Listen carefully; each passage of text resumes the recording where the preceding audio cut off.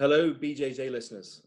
I am Andrew Duckworth, and a warm welcome to what is now our fifth podcast from your team here at the Bone and Joint Journal.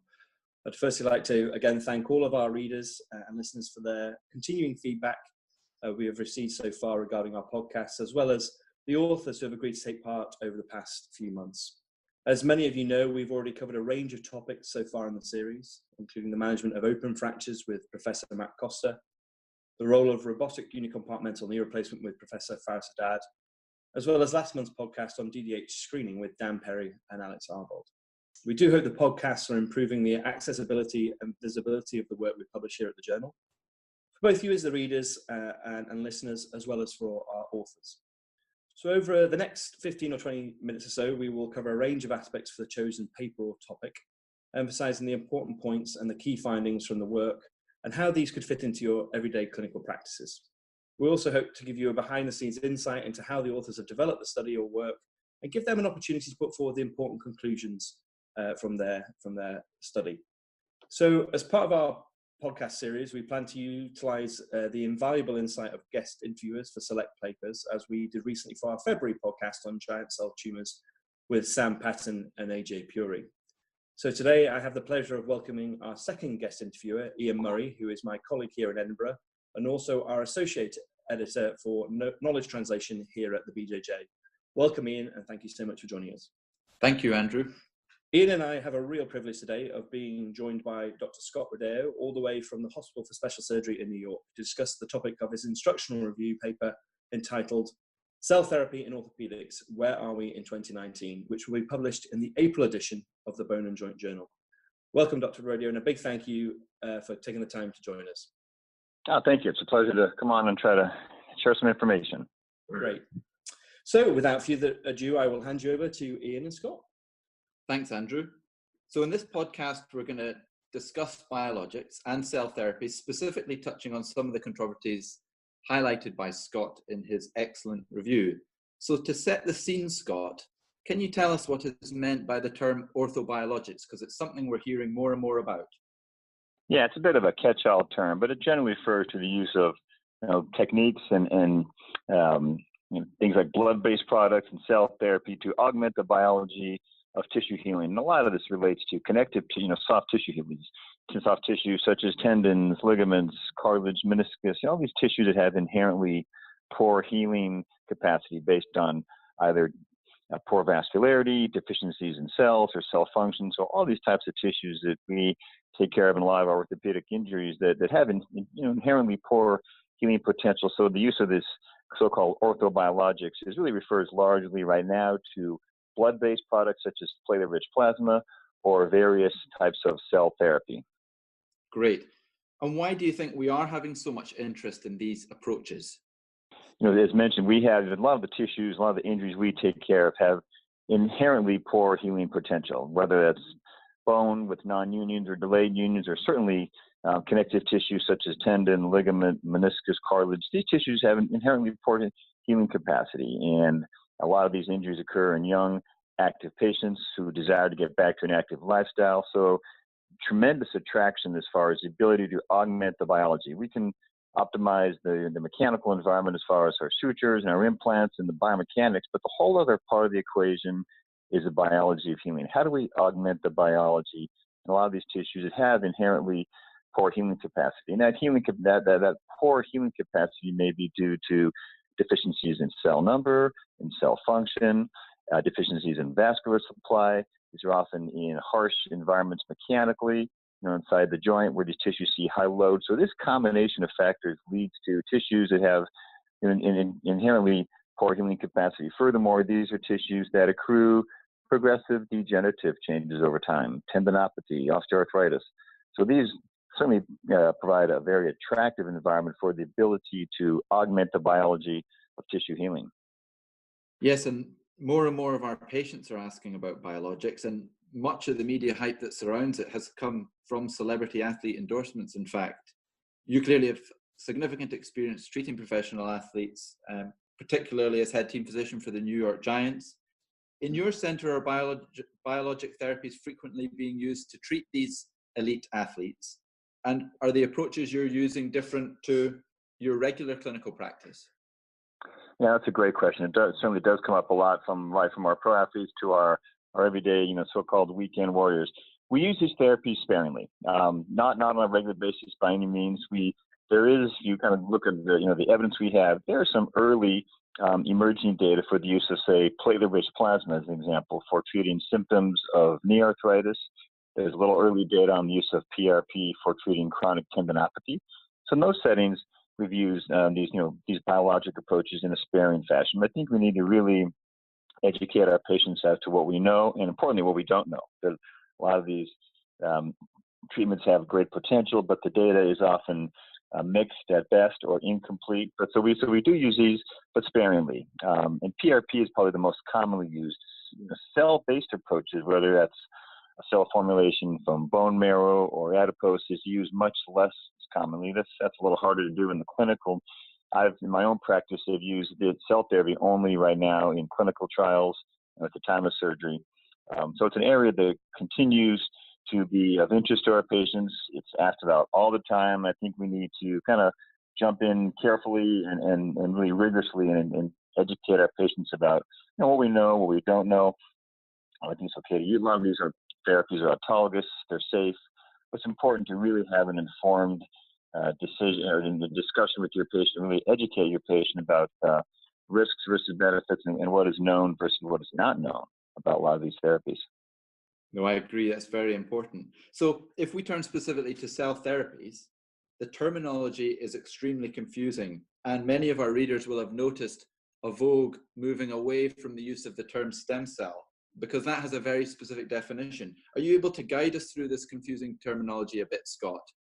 Yeah, that's a great question. It is. It's almost more confusing each year. You're right. We're learning that there are a number of different very heterogeneous cell populations that are all kind of lumped together as stem cells. And these are very, very heterogeneous. At the most basic level, a stem cell would be defined by a cell that both has the ability for self-renewal, number one. Number two, multi-lineage differentiation. That cell can differentiate into all the different cells in a given tissue. So that's the most simple definition.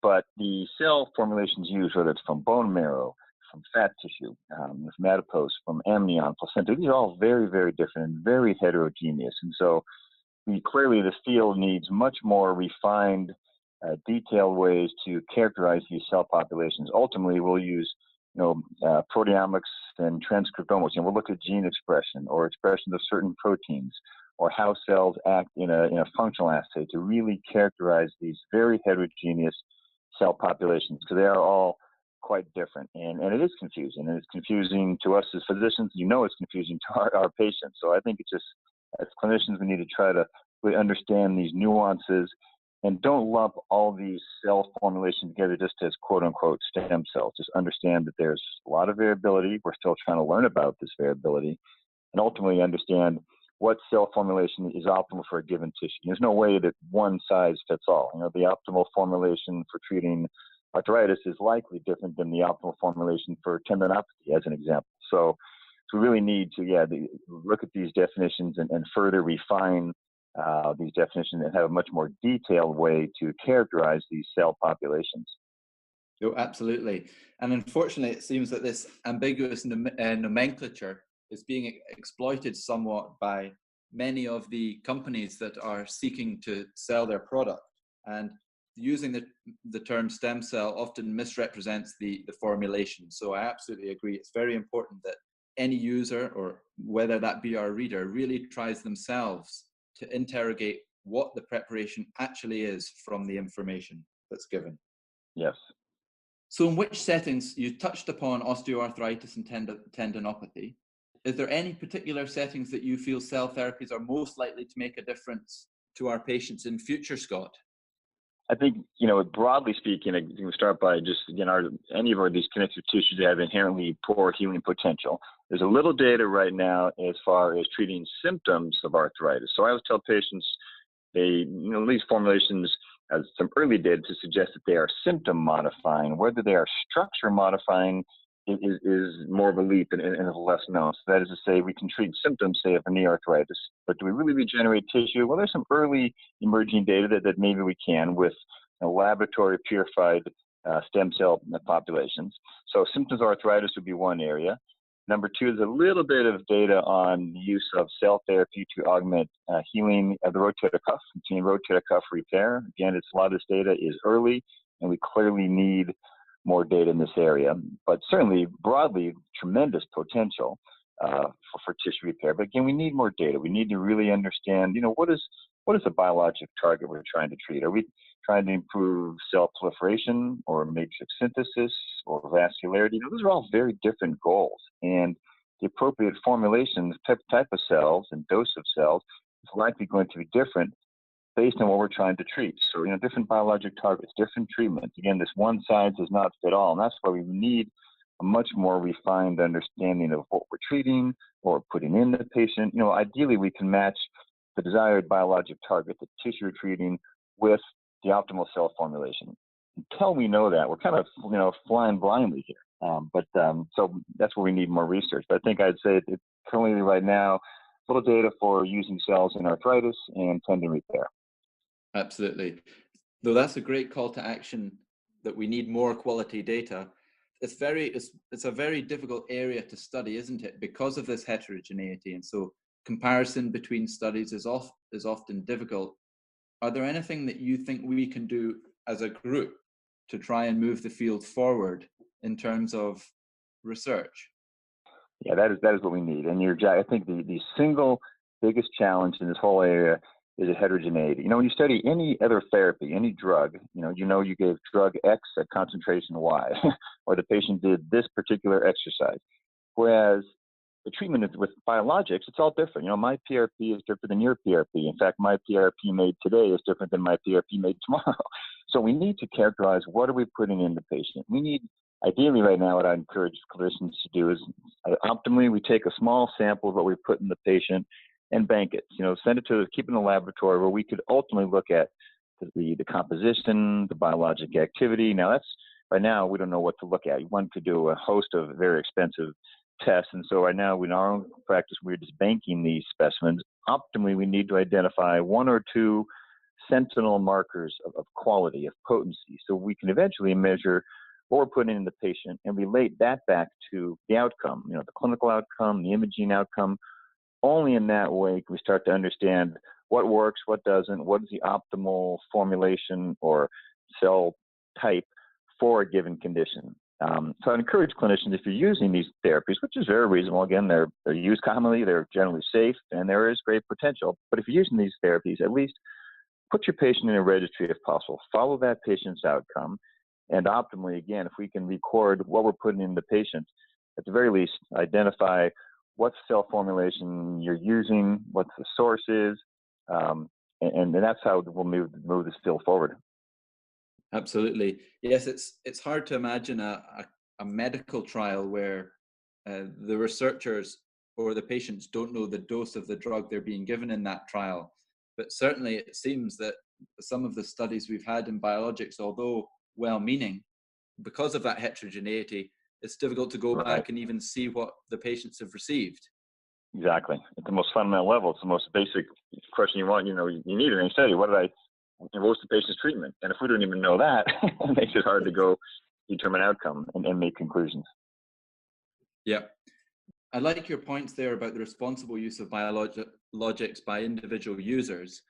As a research community, what's your thought on whether we should try and encourage standardized protocols, say for PRP or for cell therapies, so that we can compare outcomes between studies? Or do you think that's too much of a barrier, putting these limitations on individual groups on what they can study or what they should study? How do you feel about standardizing preparation protocols? Yeah, I think it's challenging. That's the challenge of clinical medicine. Any given practitioner, can kind of do what they want to do, and that's fine. What I'd say is, at the very least, is have a practitioner try to put patients in some type of registry. Your point's well taken. We do need to standardize. I think to be able to standardize, we need data. We need to understand, okay, what works, what doesn't. I think it ultimately does go back to well done clinical and translational research. If we can learn those things, that is, what formulations are optimal for different tissues, we publish that data, then we have evidence. So at the end of the day, we should and expect our practitioners to all practice in an evidence-based fashion. If we can provide that evidence of what works and what doesn't, then I think you have the ability to sort of push clinicians as far as what formulations they use and start to have some standardization in the field. So again, it all goes back to research, getting good, clinical data, good translational research to start to provide that evidence so we can, in fact, arrive at standardized protocols. Yes, and a big challenge that we often hear about is the regulatory issues, particularly with you guys over the pond in the States with the FDA. We have it perhaps slightly easier ways of getting through the regulation here in Europe. Is there anything that you feel is a big barrier in terms of regulation to you getting the trials, or do you think that things are moving in the right direction? Because ultimately, moving this field forward is going to have to involve the regulators, industry, and the researchers all working together.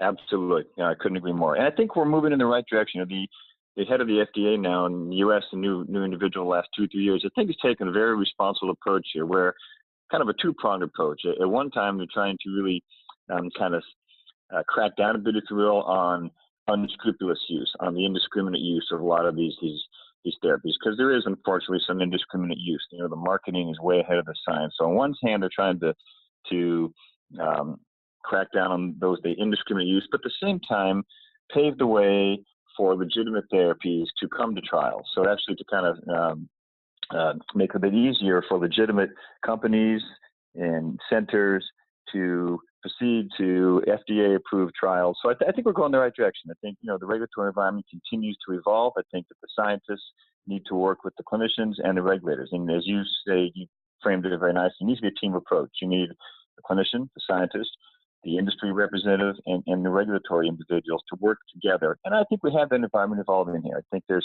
area has tremendous potential, tremendous interest. I mean, it's not just orthopedics and in all fields of medicine. It's a huge growth area. I think no doubt our regulatory bodies and individuals understand that, and I think they're trying to put their arms around this problem. How do we use this in a responsible fashion? How do we limit indiscriminate use, but at the same time encourage legitimate therapies and let them move forward? So that's our challenge. Great. So Scott, I think many of our listeners will be very excited by the use of biologics, but will be keen to move things forward as much as they can in a responsible fashion. Do you have any advice for people who might be looking to use biologics in their practice in the first instance, of how they can use it responsibly, and any particular resources where they can get trustworthy information without being intimidated by the literature as a whole? I think we as practitioners need to simply practice evidence-based medicine. Read the literature. I think you need to read literature that is, peer-reviewed in journals such as Bone Joint Journal and our other major journals. I think we need to pay attention to where the evidence is. There's lots and lots of marketing. I think we need to follow rigorous data. Again, to use these therapies, put your patients into some type of clinical, at least registry if possible.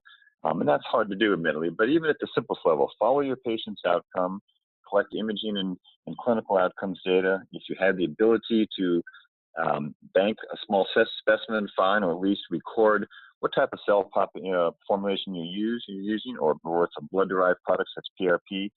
Collect data on what you're putting in the patient. Also characterize the patient. So again, it just goes back to collecting data on our patient, on our treatment, on our outcomes, practicing evidence-based medicine. I think it's incumbent upon us also to be honest with our patients. We need informed patients. Let our patients understand what we know, what we don't know, where the data is scant. We need to let our patients know so that they can make informed decisions as far as using these different types of therapies. I think that's the best way to move forward with responsible use in this area. Scott, I think that's fantastic advice, not just for the researchers, but also very useful information for very everyday users of biologics who may not be contributing to papers themselves. So thank you so much for sharing your insights with us. And it's been a pleasure speaking with you. Thank you so much.